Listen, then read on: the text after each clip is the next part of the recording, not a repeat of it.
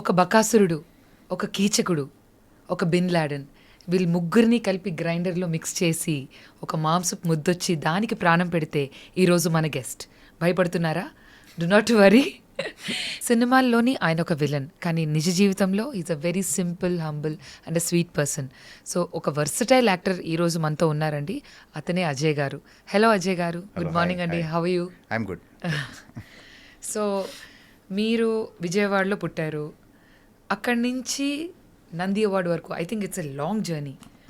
What you say about how do you feel coming to this stage of life? ఎలా అనిపిస్తుంది? First and foremost when I start my career, ఇందులో start చేసినప్పుడు అసలు ఎంతవరకు వెళ్తానో కూడా idea లేదు నాకు. అసలు నేను సినిమాలో I was not particularly interested also at that point of time start అయినప్పుడు. సో అది దాని ముందు ఏం చేశానంటే డాడీ ఇంజనీరే జాయిన్ చేయించారు, అది చేయలేదు నేను. సో మెనీ అంటే దాని తర్వాత ఇంకోటి ఏదో అని ఐసీడబ్ల్యూ అని అన్నీ కూడా మానేశాను నేను. సరే ఇంకా ఎక్కడో సమ్వేర్ ఇక్కడ లాంగ్ టర్మ్ కోచింగ్ తీసుకునేటప్పుడు ఇక్కడ హైదరాబాద్లో రోడ్ నెంబర్ 17 ఇక్కడ జూబ్లీస్లో ఉండేది కాలేజ్ నాది.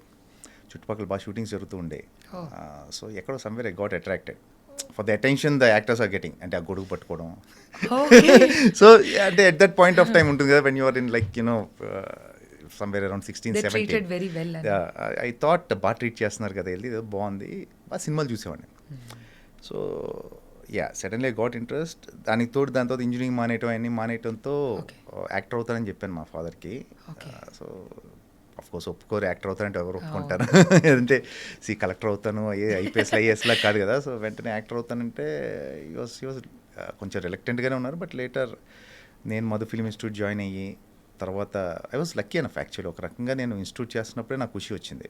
కౌరవుడు అనే ఫస్ట్ ఫిలిం చేశాను నాగేంద్ర బాబు గారిది. ఖుషి అన్నీ కూడా నా ఇన్స్టిట్యూట్ జరుగుతున్నప్పుడే వచ్చాయి. ఐ బికేమ్ సీరియస్ ఆఫ్టర్ విక్రమార్కుడు. అప్పటివరకు కూడా నేను కెరియర్గా దీన్ని పెట్టుకోవచ్చు, అంటే కెరియర్గా తీసుకోవచ్చు బికాస్ ఆఫ్ ద అన్ప్రెడిక్టబిలిటీ ఏదని అనుకోవచ్చు. So after Vikramarkudu I became serious and continue అయిపోయింది. అస్సలు ఊహించలేదు, అంటే never expected and to be around for so long. Films ఎక్కువ చూస్తూ ఉండేవారు? సినిమాలు బాగా చూసేవాడిని, సినిమా ఇంట్రెస్ట్ బాగుండేది. హూ వాజ్ యువర్ ఇష్టమైన యాక్టర్ గాని? నాకు బాలకృష్ణ గారు ఇష్టం ఫస్ట్ నుంచి కూడా. రైట్ ఫ్రమ్ బిగినింగ్ నా బాలకృష్ణ గారు అంటే ఇష్టం. సో అదే విజయవాడ ఇంటర్ చదువుతున్నప్పుడు హాస్టల్ నుంచి ఆ గోడలు దూకి సినిమాలు చూడటం అన్ని ఎవ్రీవన్ అందరు విలన్ ఎవరైనా ఉండేవారా? నాకు ఎప్పుడు ఫస్ట్ నుంచి కూడా అమరీష్ పురి, స్టార్ట్ ఫ్రమ్ అమరీష్ పురి గారు, మోహన్ బాబు గారు, ఇంకా అంతకన్నా